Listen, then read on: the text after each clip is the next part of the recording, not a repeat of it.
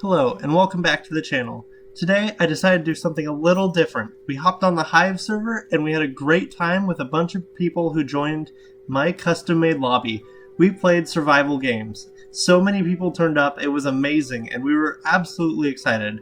For those of you who don't know, survival games is a game where you have 24 people who hop into a lobby and fight to the death, with all sorts of cool items and a huge map.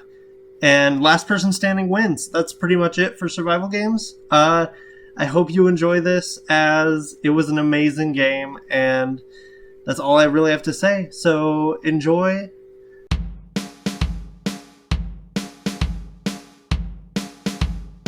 The map itself is an impressive ruined kingdom, with the center being a bunch of cracked aged stone pillars, as well as a cathedral to the side, standing tall above the land.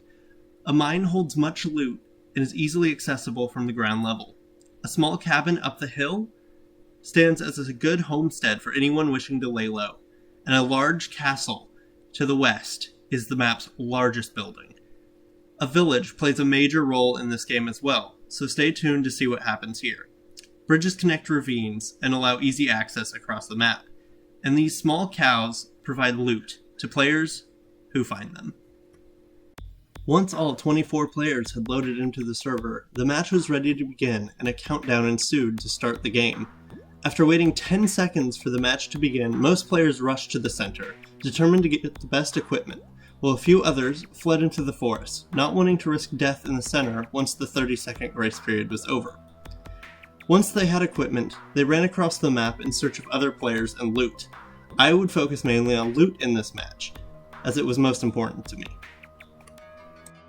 3 players remained in the middle. Once the grace period was over, they would attempt to gain control of the center. A player named Whittle Haggai called in a supply drop, which rose the stakes even higher. The supply drop slowly fell in the center, as they were unprepared for what was yet to come.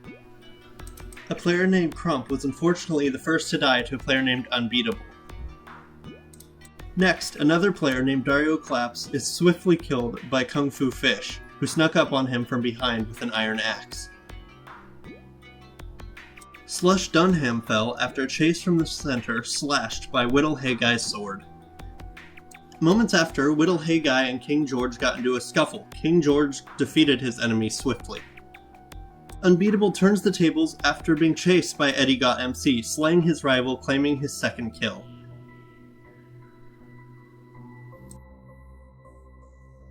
Lohan Squad is ambushed by Snippy Bonsai 48, who quickly claims victory. Preston C07 is surprised by Dark Cupid as he ignites some fire TNT. Unfortunately, Preston C is unable to save himself. Red Spinner is noticed by Crushcun as they loot supplies. Crushcun follows, but is slain by Red Spinner.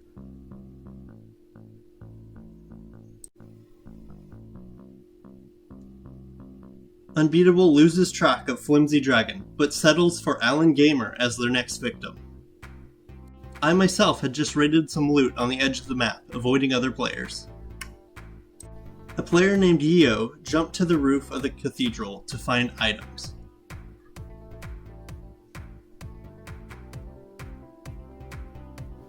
They were very lucky, as the chest they raided contained an airdrop collar. A major battle broke out in the village. 6 players clashed, and Edgy Gamer was killed by Dark Cupid. King George chased down and defeated Flimsy Dragon, and in a shocking turn of events, Unbeatable was dethroned and slain by Dark Cupid. Dark Cupid had just become the most dangerous player on the server, with 3 kills. Yeo sees Steel Dragon planning an ambush. A fire TNT forces both of them to move to a separate location. A fight ensues with more TNT and swords. In the end, Yeo scares off Steel Dragon and claims the airdrop they called in before.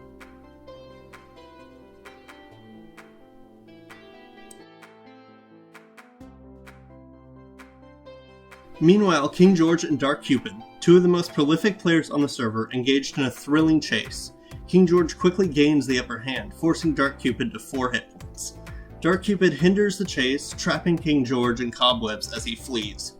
King George breaks free and is hot on Dark Cupid's tail once more, circling the center of the arena, only stopping for a moment to eat, worried sprinting would fail if they grew too hungry.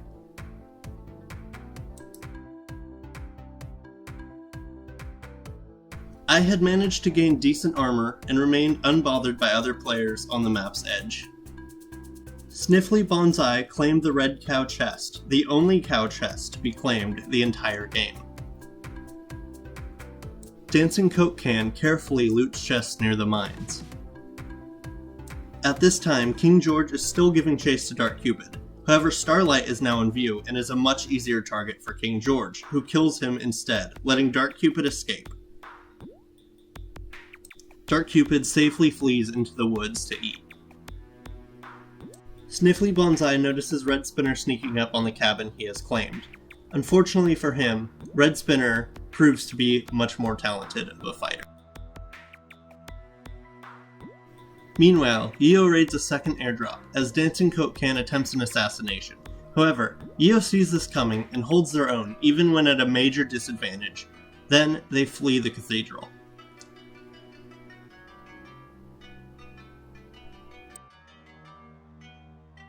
Kung Fu Fish sneaks up on King George, clearing out their inventory, gaining better armor for themselves. Dark Cupid uses the situation to ambush King George, defeating him quickly, then turning his attention to Kung Fu Fish, who fights well but is eventually killed.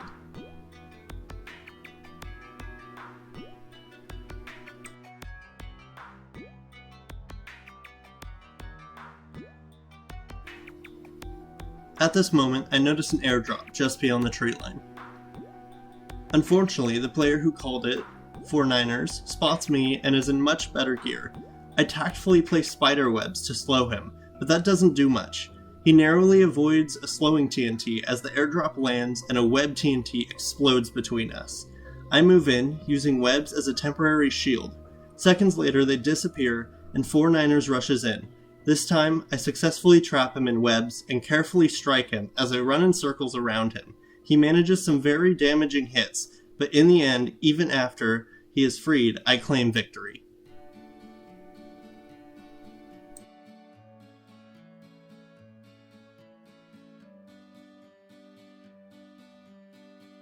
I am now much better equipped for the tournament, as I have full iron helmet, chestplate, and leggings, as well as diamond boots. I am then free to raid the airdrops, and I discovered a diamond helmet, becoming even stronger. Steel Data has just finished raiding the mines and gained some decent loot for themselves. However, Dark Cupid spots them and gives chase.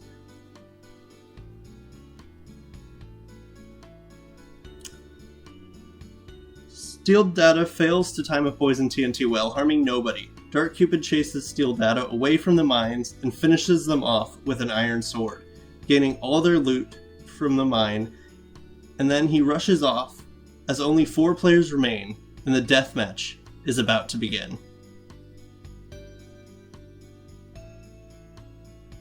The remaining 4 players are brought to the deathmatch arena to fight to the death for the first TOXICRAFT survival game's crown. Each stands on a platform awaiting to start the match, planning their next move. Let's see how our finalists stack up. Dark Cupid is the current kill leader with 6 kills, which immediately crowns him as the kill master for the game. Red Spinner with 2 kills prepares their iron sword for the chaotic fight to come, determined as all others to claim victory. Next is Yeo23 with 1 kill and only a leather chestplate, putting them at somewhat of a disadvantage. However, their arsenal of explosives is formidable. Finally, it's me. With 1 kill and decent armor, I'm eager to claim the first total victory crown for myself. Deathmatch begins, and immediately Dark Cupid throws a fire TNT at me. I run and get away unscathed, but Cupid is hot on my tail with more TNT. We are forced into a fight, but Io attempts to take both of us out with an explosive TNT. I am only injured by the blast, but Dark Cupid is not so lucky and is eliminated. Io knocks a hiding Red Spinner off the map with an explosive TNT, killing them as well, leaving only the 2 of us fighting for the crown. Here's a replay of Dark Cupid's final moments from a closer angle. And Red Spinner as they are flung into the waters of death. Euro rushes me with a slow TNT, which barely hits me as I dash to the side. I throw a poison TNT, which only affects Io slightly as they heal with a healing fire.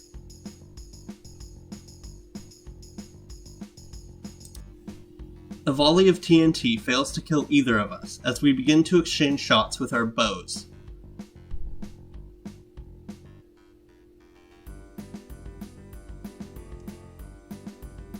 We also attempt to use the last of our explosives to kill each other at this moment, nearly bleeding us dry of our equipment.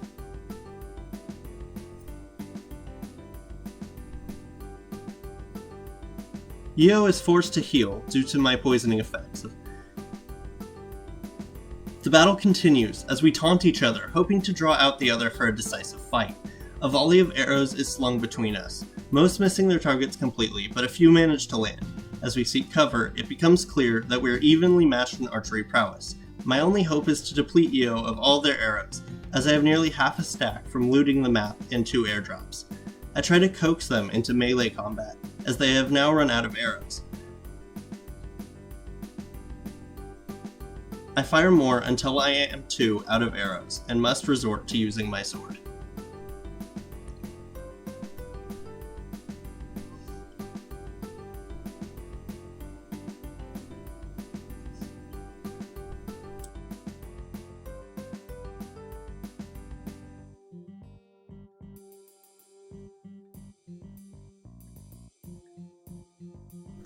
We engage in melee combat.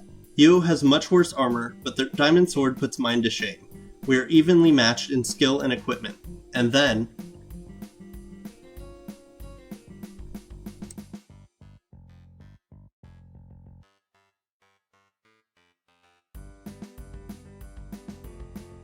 I am crowned total victor as Io is slain.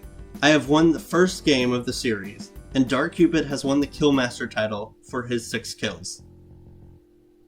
Thank you so much to the Hive server for allowing me to put this on, and thank you to the 24 players who decided to take the time to play this with me. It was a great time, and I hope you enjoyed it as much as I did. Congratulations to Dark Cupid and to myself, I'm proud. Anyway guys, thank you on YouTube for watching. This took me a while to put together, so I hope you enjoy it as much as I did. Don't forget to leave a like, comment, and subscribe below. And tell me if you want more. Honestly, this is the first one, so I'm up for more. Thank you. See you next time. Goodbye.